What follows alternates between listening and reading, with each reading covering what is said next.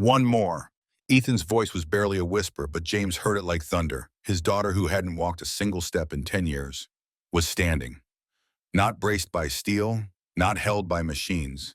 Just Carrie's trembling legs and her small fingers wrapped around the hands of a pal she'd only just met. The wheelchair sat empty behind them, brake released, drifting slightly on the driveway slope. James couldn't move. His hands pressed against his head, suit jacket bunched at the elbows, staring as Carrie shifted her weight, intentionally, and took another half step forward. Toward him, the security cameras captured everything. But nothing could have prepared James Asker for what the sun revealed on his own driveway. His 10-year-old daughter, who had been bound to a wheelchair since birth, was walking. And the person who'd made it possible, the person kneeling in front of her, steadying her with nothing but belief, was a poor boy from the housing district who absolutely shouldn't have been on their property. James's finger had hovered over the security app just minutes earlier, ready to call the guards. But then he'd seen something that made his blood freeze. Carrie was smiling, not the polite smile she gave her physical therapists, not the brave face she wore when another surgery failed. This was real joy, spreading across her face like sunlight breaking through storm clouds. And then James had to replay the footage to believe it. Carrie's legs that every specialist in the country had declared would never bear weight, were moving, not randomly, not the involuntary twitches doctors had monitored for years. She was stepping, one shaky movement at a time, supported only by Ethan's hands and her own impossible will. The boy hadn't injected her with experimental drugs. He hadn't performed surgery. He hadn't done any of the $10,000 per session therapies James had funded. He'd simply been her friend, sitting on the driveway, showing her gadgets he'd built from scrap, talking to her like she was just another kid. Sarah appeared in the doorway behind James, her hand pressed to her mouth, tears streaming. "Is she?" Sarah's voice cracked. "Is our baby walking?" James collapsed to his knees as Carrie took one more trembling step. "How?" he whispered, his voice breaking. "How did you—" Ethan looked up, his face calm, almost confused by the question. She just needed someone who didn't tell her what she couldn't do. After 10 years of specialist, experimental treatments, and millions of dollars, Carrie Asker took her first steps, not in a medical facility, but on her own driveway. Not with a doctor, but with a poor boy who'd wandered onto their property chasing a stray ball. But to understand how we got here, how a millionaire's daughter found a miracle in the hands of a child who had nothing, we need to go back to where it all began. 3 months earlier, James Asker stood in his daughter's therapy room, watching yet another specialist pack up their equipment in defeat.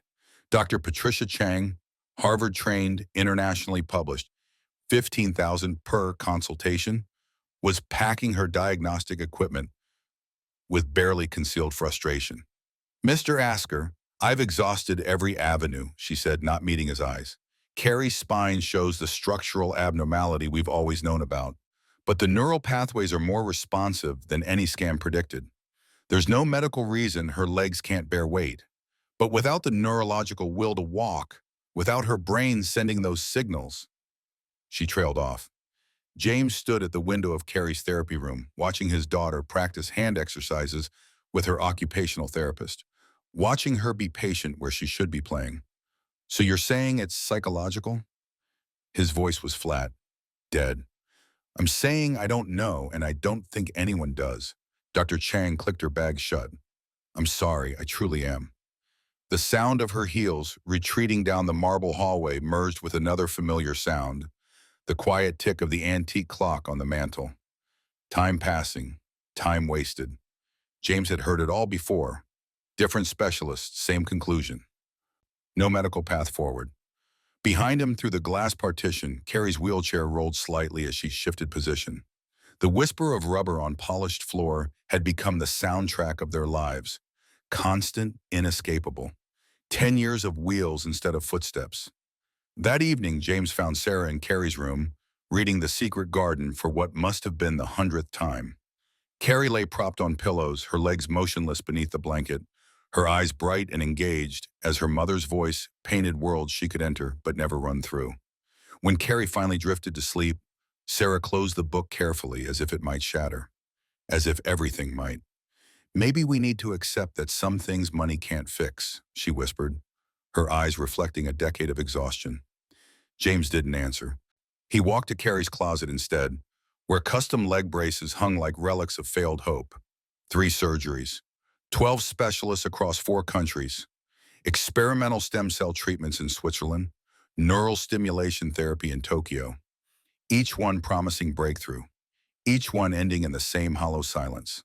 The closet held $300,000 worth of adaptive equipment, state-of-the-art wheelchairs, robotic exoskeletons, orthotic devices designed by the world's leading engineers, all gathering dust. The next morning, James sat in Asker Tech's boardroom, only half listening as his CFO presented quarterly projections. Through the floor-to-ceiling windows, Silicon Valley sprawled beneath him, an empire he'd built from code and determination. Problems were meant to be solved. Obstacles were meant to be overcome. His phone buzzed. A calendar reminder. Carrie, PT appointment, 2 o'clock p.m. Another appointment. Another hour of careful exercises that led nowhere. Another therapist trying variations of movements that never quite worked. James opened a new browser tab and typed, Breakthrough Spinal Treatments 2025. He'd searched this 1,000 times, but surely there had to be something new. Some trial he hadn't found. Some specialist he hadn't contacted. Some experimental procedure waiting in some lab somewhere that just needed funding. James, his CFO's voice pulled him back. Should we move forward with the acquisition? James looked at the spreadsheet. Numbers he could understand, variables he could control, a problem with a clear solution path. Yes, he said, closing his laptop. Whatever it costs, make it happen. Because that's what he did. He found solutions. He threw resources at problems until they broke. That afternoon, he stood outside Carrie's physical therapy session, watching through the observation window as she worked with resistance bands. Her face showed concentration but no pain, effort but no progress. The same exercises, the same lack of results. The clock on the wall ticked steadily. Carrie's wheelchair sat against the far wall, waiting. Always waiting. James pulled out his phone and texted his assistant. I need the contact info for every pediatric neurologist who published research in the last 6 months. Also, any clinical trials for spinal mobility disorders. Any country, any cost. The response came back immediately. On it. James nodded to himself, some tension easing from his shoulders. Action, progress, control. There must be something I haven't bought yet, he murmured, watching his daughter's small hands grip the therapy equipment with quiet bravery. What James didn't know, what he couldn't know, was that the answer wasn't in any medical journal. It wasn't waiting in some distant clinic or cutting-edge laboratory. It was 3 blocks away, in a modest apartment, where a boy named Ethan was building toys from trash and dreaming of ways to make broken things work again. And in exactly 12 days, a red rubber ball would roll through the Asker estate gates and change everything. Carrie had learned to measure time by sounds, the quiet tick of the therapy room clock, the whisper of wheelchair rubber on marble, the polite murmur of specialists who tried to hide their disappointment. These were the rhythms that structured her days, predictable, controlled, safe. But this afternoon was different. She'd asked Mrs. Peterson, her tutor, to take her outside to the front path. Not the back terrace where her physical therapy equipment waited. Not the garden where nurses could monitor her from the windows. The front path where the world beyond the estate gates moved and breathed and lived. Mrs. Peterson had hesitated, then agreed. 20 minutes, sweetheart. Then we need to finish your literature assignment. Now Carrie sat near the gate, her wheelchair angled slightly toward the sidewalk, watching children's voices drift from the public playground 2 blocks down. Laughter, shouting, the thud of feet on pavement, sounds she knew only as echoes. Then she saw it, a flash of red bouncing erratically across the sidewalk. A rubber ball, scuffed and faded, rolling with wild determination straight toward the Asker estate gate. It slipped through the bars, just barely, and came to rest 3 feet from her wheelchair. Carrie stared. She'd seen plenty of toys. Her playroom held thousands of dollars worth of adaptive games and educational tools. But this ball looked used, loved, real. Footsteps pounded the pavement. Wait, wait, come back! A boy sprinted into view, breathless, his sneakers worn at the toes but laced with care. He skidded to a stop at the gate, hands gripping the iron bars, chest heaving. His eyes, bright and wide, found the ball, then found her. Oh man, he gasped, grinning despite his exhaustion. I'm so sorry. That ball's got a mind of its own. Carrie just looked at him. Most people froze when they saw her wheelchair. Their expressions shifted. Pity, discomfort, forced cheerfulness. But this boy just smiled like she was normal. The security camera on the gate post rotated with a mechanical whir. From the guardhouse, Carter, the afternoon shift guard, started moving toward them. But Carrie raised her hand. Stop. She wheeled forward slowly, reached down, her core muscles engaging in the familiar, practiced motion, and picked up the ball. It was heavier than she expected, warmer from the sun. She could feel the texture of scuff marks against her palm. She rolled forward to the gate and held it through the bars. The boy took it carefully, like she was handing him something precious. Thanks, you're a lifesaver. My name's Ethan, by the way. Carrie smiled, a real smile, not the practice ones she gave therapists. Ethan's face lit up. Hey, want to see a trick? Before she could gesture yes or no, he tucked the ball under his shirt at the front, then reached down his sleeve, and somehow, impossibly, the ball emerged from his cuff. He switched hands, slid it up the other sleeve, and it popped out at his shoulder. See? Magic ball goes wherever it wants. Carrie laughed. The sound surprised her, loud and sudden and completely uncontrolled. Not the quiet chuckle she offered when Sarah read funny passages. Not the polite response to her father's dad jokes. This was why I was joy bursting out before she could contain it. Ethan grinned wider. There we go. I knew you had a real laugh in there. He knelt down then, right there on the sidewalk, lowering himself until they were eye level. His clothes were worn but clean, carefully maintained. His eyes held no pity, just curiosity and warmth. You don't talk much, huh? He asked gently. That's cool. My abuela, my grandma, she always said the best conversations happen without words sometimes. Carrie reached for her tablet, the communication device mounted to her wheelchair armrest. Her fingers moved quickly across the screen. The automated voice spoke. That was a good trick. Yeah, I've got like a million more. Well, maybe 5, but I'm working on number 6. Carrie typed again, her heart beating faster than during any physical therapy session. The words felt dangerous and thrilling all at once. Can you show me another one tomorrow? Ethan's face split into the kind of smile that could light up entire rooms. Tomorrow, absolutely. Same time? Carrie nodded, still smiling so hard her cheeks hurt. Cool. It's a date then. Well, not a date. You're like 10, right? That'd be weird. I mean, Ethan laughed at himself. I'm just gonna stop talking now. He stood, tucked the ball under his arm, and waved as he jogged backward down the sidewalk. See you tomorrow, magic ball girl.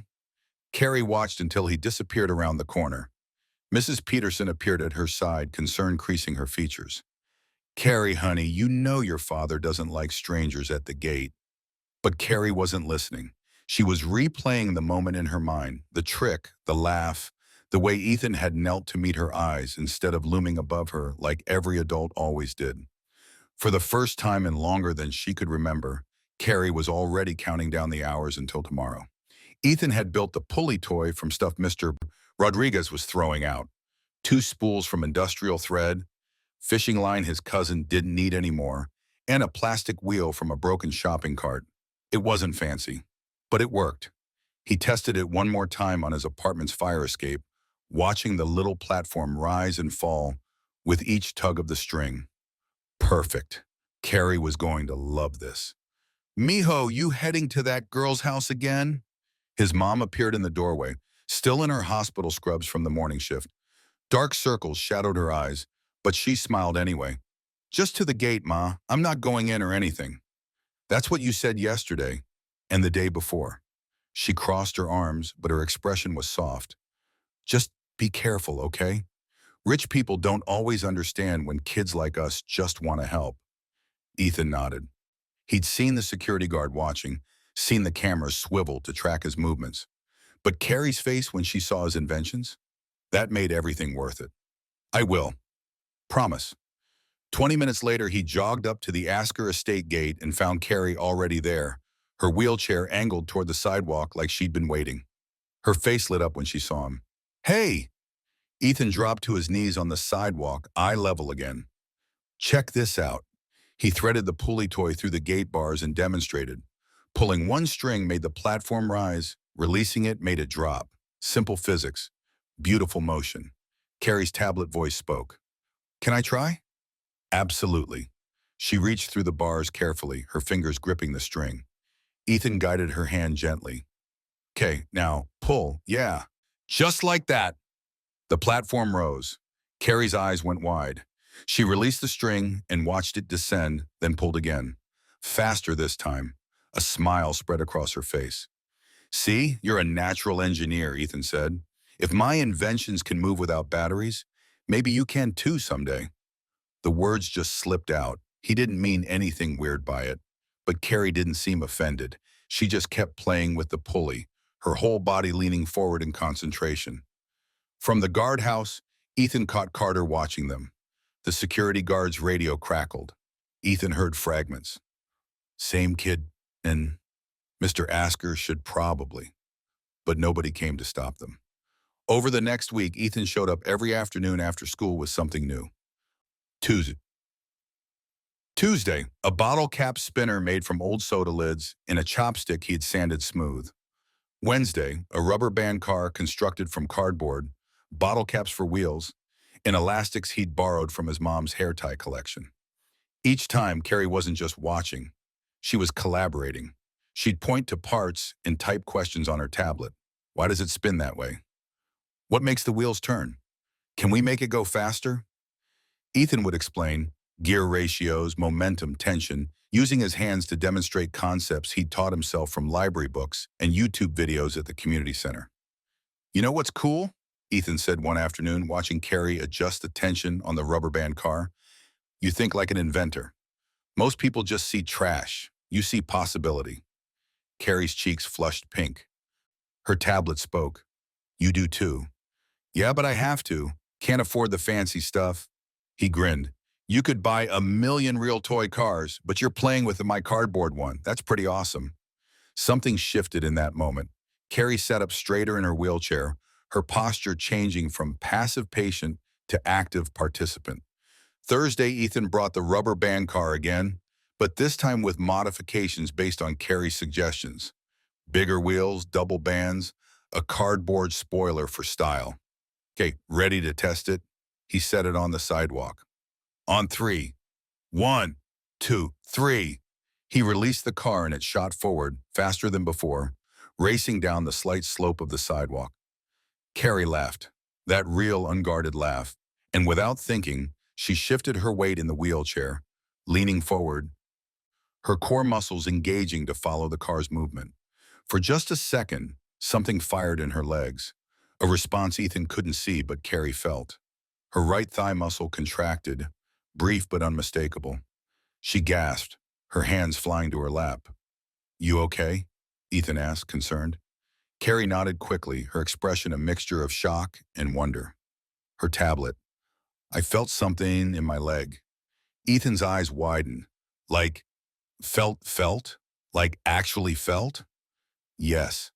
For a moment, they just stared at each other through the gate bars. Then Ethan's face broke into the biggest grin Carrie had ever seen. That's amazing. Do you think, could we? He stopped himself, suddenly shy. What if we tried more stuff, like exercises but fun, not the boring therapy kind? Carrie's response came without hesitation. Yes, please. Behind her, through the mansion windows, house staff whispered to each other. Ethan caught snippets. Every single day now. Mr. Asker won't like this. Should someone say something? But in that moment, Ethan didn't care about security cameras or worried staff or the massive wealth gap between his apartment and this mansion. All he cared about was the spark of hope in Carrie's eyes and the impossible idea taking root in both their minds. Maybe, just maybe, miracles didn't need money. Maybe they just needed belief and a friend willing to try. James came home early from Askertech with a splitting headache and a deal that had fallen through at the last minute. All he wanted was silence, a scotch, and maybe an hour to reset before dinner. Instead, he found a stranger on his property, not just at the gate. Inside the gate line, sitting cross-legged on the front path with his daughter, surrounded by what looked like garbage, cardboard scraps, bottle caps, rubber bands scattered across the pristine stone walkway. Carrie was laughing, actually laughing, her whole body animated in a way James hadn't seen since when? He couldn't even remember. The boy, the one Carter had mentioned in his security reports, was demonstrating something with his hands, and Carrie was leaning forward in her wheelchair, completely absorbed. "Excuse me," James's voice cut through the golden afternoon air like ice. Both children looked up. The boy's smile faltered. Carrie's expression shifted to something James knew too well, fear of disappointing him. "Mr. Asker, the boy started, scrambling to his feet. "You're on private property." James strode forward, his suit jacket still perfectly pressed despite the day's frustrations. "Who gave you permission to be here?" "Dad, he's just—" Carrie's tablet began, but James raised his hand. "Carrie, go inside. Mrs. Peterson should be looking for you anyway." "But inside, now."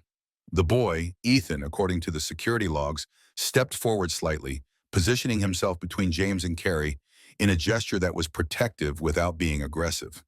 "Sir, I didn't mean any disrespect.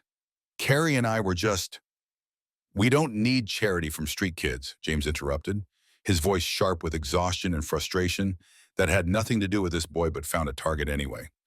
"My daughter has trained specialists, physical therapists, the best care money can provide. She doesn't need— Maybe she doesn't need pity from rich people either." Ethan's voice was steady, his eyes meeting James's without flinching. "Maybe she just needs a friend." The words hit like a physical blow. James opened his mouth, closed it. The defensive anger that had been building, fed by the failed deal, the specialist's latest non-answers, the constant helplessness, cracked. Underneath, something uglier stirred. Shame, because the boy was right, and James knew it. "This is a liability issue," James said finally, his voice quieter, but no less firm. "If you get hurt on our property, if anything happens, I'm banning these visits, for everyone's protection." "Dad, please." Carrie's tablet voice broke. "That's final, Carrie." James couldn't look at her face. "Young man, you're no longer permitted on this property. Carter will update the security protocols." Ethan gathered his cardboard scraps and bottle caps slowly with dignity. He looked at Carrie one last time, an apology in his eyes, then walked toward the gate. At the threshold, he turned back. "She felt something in her leg yesterday, a muscle firing.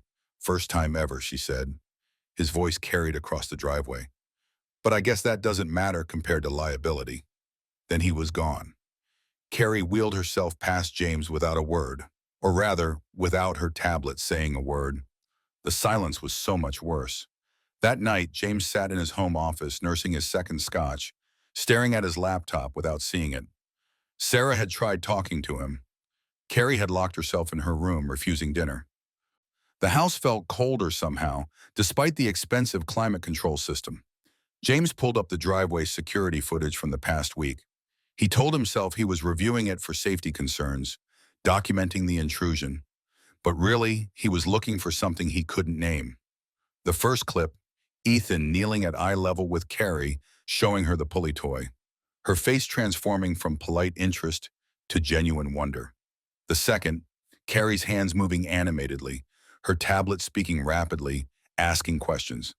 Ethan answering with the same enthusiasm, treating her curiosity as normal, not exceptional. The third, Carrie laughing, that real, uncontrolled laugh. The sound James heard so rarely he'd almost forgotten what it sounded like. He played that clip again and again. The boy hadn't treated Carrie like a patient. Not like a tragedy, not like something broken that needed fixing. He'd treated her like a kid. James's hand moved to the security panel interface. One click would remove Ethan's face from the alert system, would tell Carter to let the boy approach. One click would undo the ban. His cursor hovered over Remove access restriction. Carrie's laughter echoed through his laptop speakers again. A sound money couldn't buy.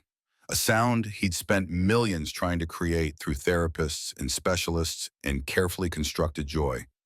But a poor boy with cardboard toys had produced it in days. James's finger trembled over the mouse. Then he clicked Confirm Ban. The interface updated. Ethan Smith is restricted. Do not permit on property. James closed the laptop and poured another scotch, telling himself he was protecting his daughter. But the house stayed cold and Carrie's door stayed locked.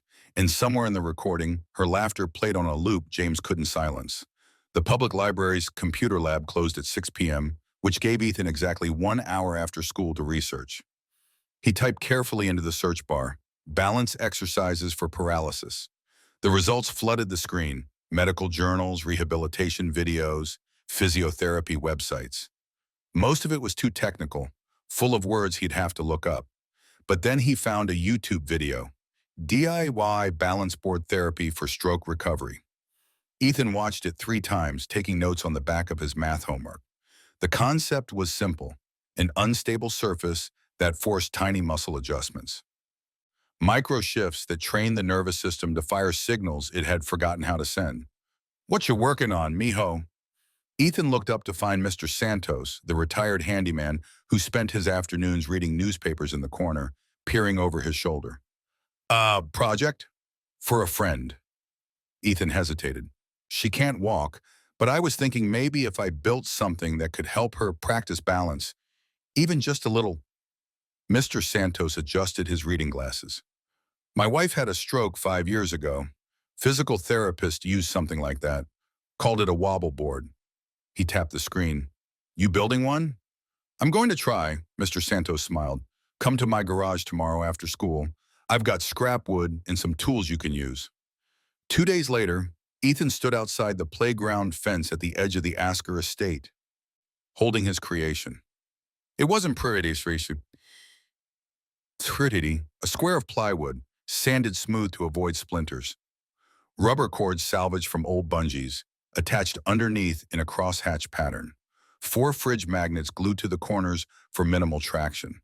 But when he tested it, the board tilted and shifted, requiring constant tiny adjustments to stay balanced. Carrie appeared at her side of the fence, her wheelchair positioned carefully. She hadn't been allowed near the gate since the ban, but the playground fence touched the far edge of the estate, technically not on property. Her tablet spoke. "You came back." "Course I did." Ethan knelt, holding up the board. "Us. Check this out. I've been researching and I'm not a doctor or anything, but this could help." He demonstrated, standing on the board with one foot, showing how it forced his ankle and calf to make constant micro corrections. "See, it's training muscles to fire in ways they don't normally. For people recovering from strokes and stuff, it helps rewire the brain's connection to the legs." Carrie leaned forward, eyes wide with interest. "It's not a cure," Ethan added quickly. "It's just a try. But maybe worth trying." Her tablet. "How do I use it?" "Well, you'd need to build one. And you'd start by just putting your feet on it while sitting, letting the wobble happen, training those tiny stabilizer muscles." He showed her the rubber cords underneath. "These are what make it unstable. The more you practice, the stronger those connections get." Carrie studied the board like it was the most valuable thing she'd ever seen. 20 minutes later, Carrie wheeled herself back toward the mansion, her mind racing. "Mrs. Peterson," she used her tablet to call her caregiver. "Can you help me with something in my room?" "Of course, sweetheart." In her bedroom, Carrie directed the operation through her tablet. "I need a flat board, like a cutting board, and rubber bands, a lot of rubber bands, and those fridge magnets from the craft drawer." Mrs. Peterson looked confused but complied. "What are you making?" "A try," Carrie typed back. Together they constructed a crude version of Ethan's design. The cutting board. Rubber bands stretched and secured underneath with tape, magnets attached to the corners. It wasn't perfect, but when Mrs. Peterson helped position Carrie's feet on the board while she sat in her wheelchair, the board tilted immediately. "Oh," Mrs. Peterson steadied it. "Is this safe?" Carrie typed, "Let it wobble. That's the point." Mrs. Peterson released the board carefully. It shifted under Carrie's feet, demanding that her muscles respond. And they did. Her right calf flickered with tension, brief but unmistakable. "Did you feel that?" Mrs. Peterson asked, noticing Carrie's sharp intake of breath. Carrie nodded, not trusting her tablet to capture the emotion. Her left hip engaged next, trying to stabilize. The muscle held for 1 beat, 2 beats, 3, longer than it ever had during any therapy session. "Oh my God," Mrs. Peterson whispered. "Carrie, your legs they're responding." Tears streamed down Carrie's face, not from pain, from possibility. The muscles weren't strong, the movements were tiny, but they were there, firing, trying, working. "Should we tell your father?" Mrs. Peterson asked. Carrie shook her head quickly. Not yet. Not until she understood what this meant. Not until she could prove it wasn't just a flicker, but something real. She typed, "Help me practice. Every day. Please." Mrs. Peterson looked at the makeshift board, at Carrie's determined face, at the small miracle happening beneath the wheelchair's footrest. "Every day," she agreed softly. "Whatever you need, sweetheart." That night, Carrie lay in bed staring at the ceiling, her legs tingling with phantom sensations, echoes of muscles remembering how to wake up. It wasn't a cure, but Ethan was right. It was a try. And for the first time in 10 years, Carrie had something she'd lost long ago, something no specialist had been able to give her. Hope. The dining room feels like a cage. Dad sits at the head of the table, pretending to read emails on his phone. Mom pushes food around her plate. And Carrie just stares at her untouched dinner, her third refused meal in 2 days. "Sweetheart, please," Mom's voice cracks. "You need to eat something." Carrie's hands stay in her lap, not reaching for her tablet, not engaging, just nothing. "Carrie," Dad's tone carries warning. "This stops now. The boy isn't coming back. Security reported him to the authorities yesterday. The ban is permanent." Something breaks inside her chest, not shatters. Breaks open. She wheels backward from the table, fast, sharp, the movement startling both parents, and heads for the door. "Carrie, where are you?" Mom starts, but Carrie is already moving through the hallway, past Mrs. Peterson, who calls out in concern, past the therapy room with its sterile equipment, toward the front door. Her hands grip Ethan's magnet tool, the little pulley toy he'd given her that first day. It sits in her lap like a promise, like proof that someone believes she could be more than her wheelchair. The front door opens with a push button she can reach. The driveway spreads before her in golden sunset light, and across the street, there he is. Ethan, standing on the sidewalk with his backpack, looking toward the estate like he's been coming here every day anyway. Ban or no ban, Carrie's breath catches. Her heart pounds so hard it hurts. She opens her mouth, tests her vocal cords, muscles that have never formed words but have held screams and laughter and sobs, and she calls out, "Ethan!" The word tears out of her, raw, loud, imperfect but real. Her own voice, a sound she's never made before. Staff members freeze on the front steps. Mom gasps from the doorway. Somewhere behind them, Dad's footsteps pound down the hallway. Ethan's head snaps up. His face transforms, shock, then pure joy. He starts running. Carrie feels the wheelchair's brakes slip. She forgot to lock it properly in her rush outside. The chair begins rolling backward on the sloped driveway. Panic flares. But then Ethan is there, sprinting across the street, dropping to his knees in front of her chair, his hands gripping hers to steady her. "I've got you," he breathes. "I've got you." And Carrie knows with absolute certainty that this is the moment all those hours on the balance board, all those muscle flickers, all that hope has been building toward. She grips Ethan's hands tighter, leans forward, shifts her weight, and stands. James bursts through the front door and freezes. His daughter who has never walked, never stood unassisted, never borne her own weight, is upright. The wheelchair sits empty behind her, brake released, forgotten. Carrie's legs tremble violently, her whole body quaking with effort. But she's standing, actually standing. Ethan kneels in front of her, hands steadying hers, his voice low and calm. You're doing it. Don't look down. Just feel it. Just be here. James's hands fly to his head in the exact gesture of shock the security cameras will later capture. His breath won't come. His mind won't process. Oh my God, Sarah whispers beside him, her hand pressed to her mouth. Oh my God. Carrie takes a step, one single, quivering, impossible step toward her father. Her right leg moves forward. Her weight shifts. Her left leg follows, not smoothly, not perfectly, but intentionally, with purpose, with strength. James's knees give out.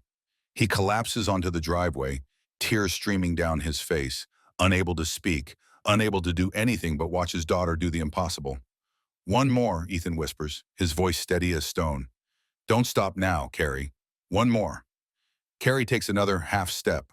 Her legs shake so hard it looks like they might buckle. But they don't. They hold. The sun catches her hair, turning it golden.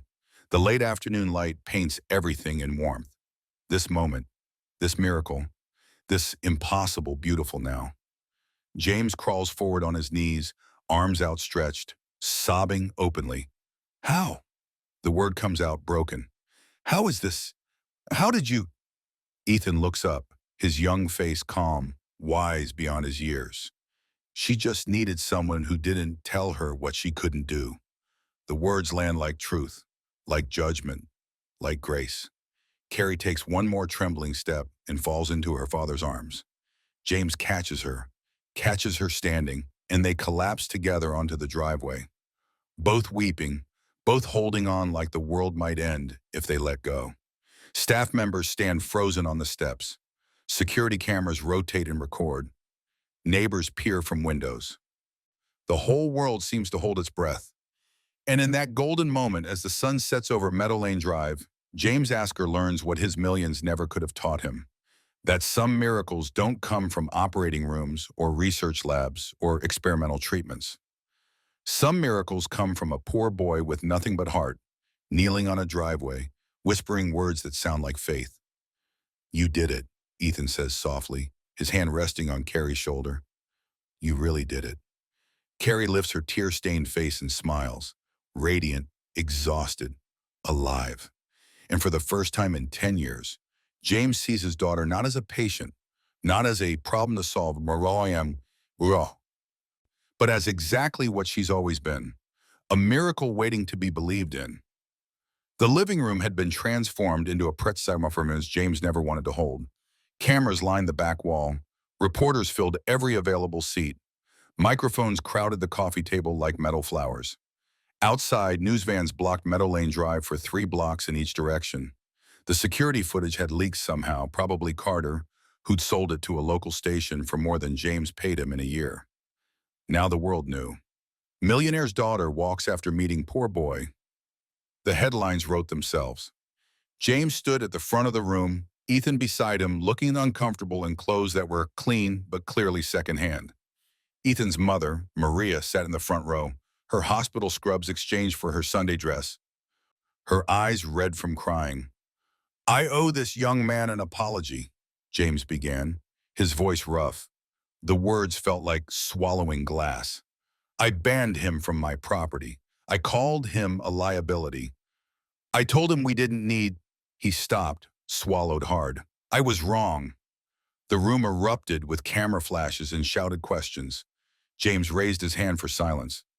Ethan Smith did what the world's best doctors couldn't, not because he was smarter, not because he had better resources. He looked at Ethan, really looked at him, because he saw my daughter as a person, not a problem, because he believed in her when I'd stopped believing myself. Ethan shifted uncomfortably. Mr. Asker, I didn't. Please, let me finish. James turned to Maria. Mrs. Smith, I'd like to offer you a position with my household. Not as staff, as family management director. Executive salary, full benefits, college fund for Ethan and any future children. He paused. It's not charity, it's respect. Your son gave my family back something we'd lost. Let me help your family too. Maria's hand covered her mouth, tears spilling. The next question came from a reporter in the back. Mr. Asker, what happens now?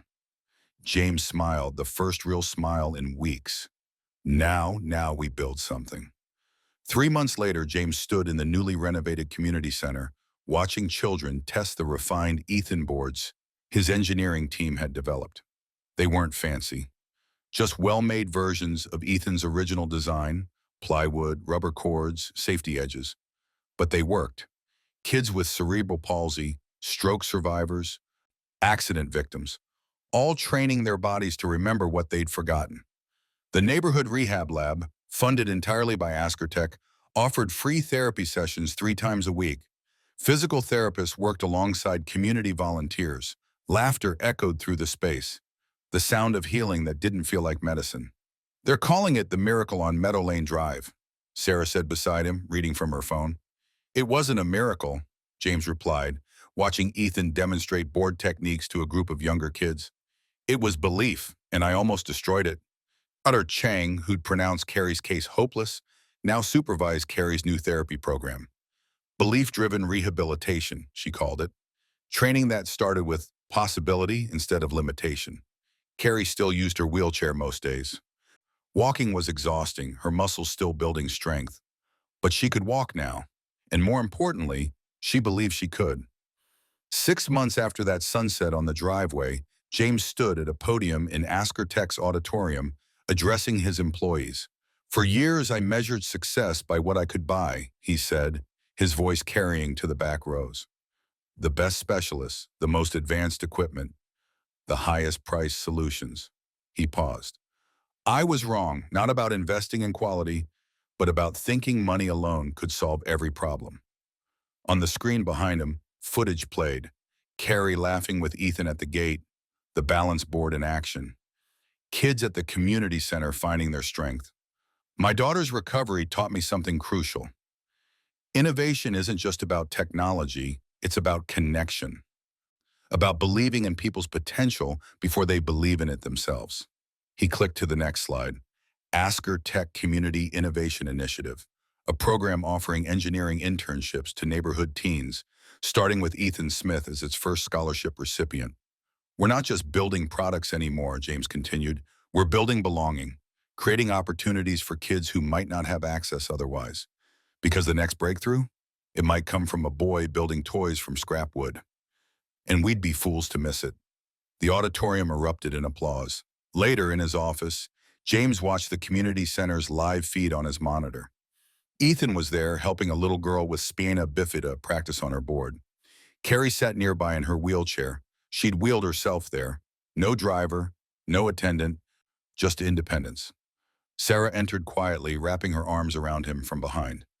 "You're different," she observed. "I hope so," James replied. Through the window, Meadow Lane Drive stretched into evening light. The same street, the same mansion. But everything had changed, because James Asker had finally learned what money couldn't buy. The richest gift wasn't what you could purchase. It was what you could become when you stopped trying to buy miracles and started building them instead. I can hear them before I see them. Hundreds of people filling the rehabilitation center's auditorium. The murmur of voices blending into something that sounds like hope. My wheelchair sits backstage, parked in the wings where I left it. I won't need it for this. "You ready?" Ethan asked beside me. His graduation cord from the Asker Tech Youth Engineering Program draped around his neck. He's wearing his first suit one dad helped him pick out, not as charity but as celebration. "I think so," I say. My voice still sounds strange to me sometimes. 10 years of silence, then suddenly words. It's like learning to walk twice, once with my legs, once with my voice. The program director calls my name. Carrie Asker, graduating from our intensive mobility rehabilitation program. I step onto the stage, not wheeled, not carried. I step. The audience rises as one, a standing ovation before I've even spoken. I see Mom in the front row, tears already streaming. Dad beside her, his hand over his heart. Mrs. Peterson dabbing her eyes with a tissue. Maria Smith beaming with pride. I walk the length of the stage, 12 feet. 12 impossible feet that take me forever and no time at all. The microphone waits at the podium. I grip its sides for support, catching my breath. Ethan didn't fix me. I begin, my voice stronger than I expected. He made me believe I wasn't broken. The auditorium goes silent. For 10 years, people looked at me and saw everything I couldn't do. They meant well. They tried to help, but somewhere along the way, I started believing them. I started thinking that my wheelchair was who I was, not just something I used. I find Ethan in the wings, his eyes shining. Then a boy with nothing but scrap wood and belief showed me something different. He showed me that miracles aren't about money or medicine, though those help. Miracles are about seeing people, really seeing them, not what they can't do, what they might do if someone believes first. The applause swells, but I'm not finished. I still use my wheelchair sometimes. Walking is hard. Some days it's too hard, and that's okay, because I'm not defined by walking or not walking. I'm defined by believing I can try. As I walk off stage, slowly, carefully, but walking, the crowd erupts. Later, back home, the driveway glows in golden evening light.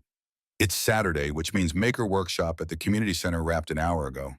Ethan and I co-lead now, showing kids how to build things from stuff most people throw away.